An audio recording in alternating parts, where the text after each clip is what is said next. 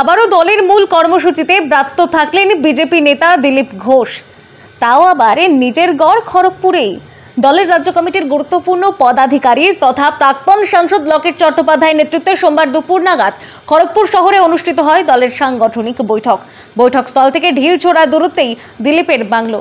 শনিবার সন্ধ্যা থেকে সেখানেই ছিলেন দিলীপ। তা সত্ত্বেও দলীয় কার্যালয়ে অনুষ্ঠিত বৈঠকে উপস্থিত ছিলেন না মেদিনীপুরের প্রাক্তন সাংসদ। তবে দলের সাংগঠনিক বৈঠক শেষ হয়ে যাওয়ার পর বেলা 2টো নাগাদ পার্টি অফিসে উপস্থিত হয়েছিলেন দিলীপ। তাকে দেখেই অবশ্য সাদরে অভ্যর্থনা জানান লকেট। ডেকে নেন পাশের চেয়ারেও। প্রবীণ নেতাকে ফুল দিয়ে বরণ করে নেন হুগলির প্রাক্তন সাংসদ। এরপরেই উপস্থিত সাংবাদিকদের দলীয় কার্যালয়ের বাইরে যেতে বলা হয়। প্রায় 20 মিনিট ধরে একান্তে কিছু আলোচনাও হয় তাদের মধ্যে। তারপরেই দুজনে বেরিয়ে যান। বেরোনোর সময় এই বিষয়ে দিলীপ মুখ না খুললেও লকেট বলেন, আমাদের সাংগঠনিক কথাবার্তা হলো মেদিনীপুর নিয়ে। উনি অনেকদিন পরে প্রথমবার যোগ দিলেন সাংগঠনিক বৈঠকে, কি বলবেন? না, আমাদের নিয়ম অনুযায়ী আমাদের তো উনি সাংসদ ছিলেন আমাদের, এবং তো উনি আসতেই পারেন এবং আমাদের বৈঠকে ওনাকে স্বাগত।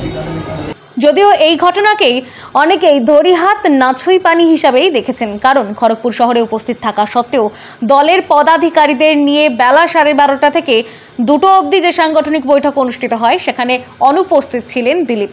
বৈঠক শেষে লকেট চট্টোপাধ্যায়ের সাথে কার্যত সৌজন্য সাক্ষাৎ করতেই উপস্থিত হয়েছিলেন তিনি। তবে কি মূল বৈঠকে এবারও ডাক পেলেন না তিনি? এর আগেও খড়গপুর শহরে এসে বৈঠক করে গিয়েছেন পুরুলিয়ার সাংসদ জ্যোতির্ময় সিং মাহাতো। সেখানেও ব্রাত্যই থেকেছেন দিলীপ।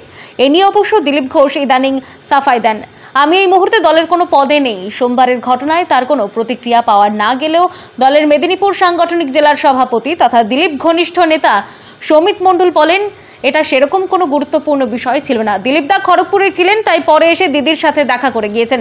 যদিও জেলা সভাপতি যাই বলুন না কেন, দলের নতুন রাজ্য সভাপতি হওয়ার পর যে দিলীপের ওপর থেকে অলিখিত বয়কট সরায়নি কেন্দ্রের নেতৃত্ব, এদিনের কর্মসূচির পর তা আবারও একবার স্পষ্ট হলো বলেই মনে করছেন রাজনৈতিক মহল। উল্লেখ্য যে গত 30 এপ্রিল মুখ্যমন্ত্রীর আহ্বানে সাড়া দিয়ে দীঘার জগন্নাথ মন্দিরের উদ্বোধনে পৌঁছে গিয়েছিলেন সস্ত্রীক দিলীপ ঘোষ। আর তারপর থেকেই দিলীপের সঙ্গে দূরত্ব বাড়িয়েছে দল। Bureau report, timeless depiction news.